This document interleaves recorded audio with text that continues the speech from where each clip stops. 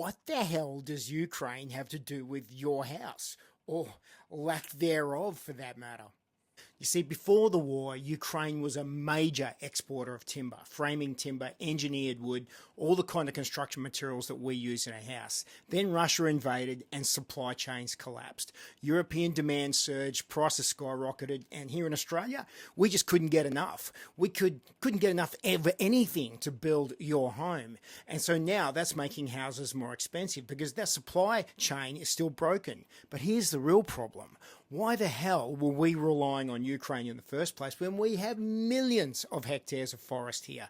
We could have been self-sufficient, but we weren't, because for decades we've been told that globalism is efficiency, that outsourcing everything makes sense, that our entire supply chains would be cheaper if we exported them.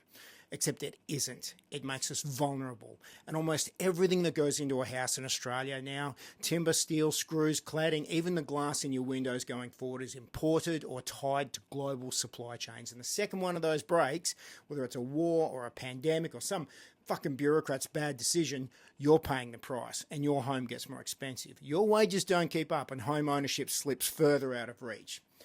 It's not just incompetence, it's by design. It's manufactured scarcity, locked up resources, and corporations chasing bigger margins offshore while you're squeezed at home. Your house isn't unaffordable because we don't have the materials. It's unaffordable because the people in charge don't want you to own one. They want you renting. They want you dependent. And every crisis, whether it's a war, a shipping delay, or a labour shortage, just gives them another excuse to tighten the noose just a little bit more.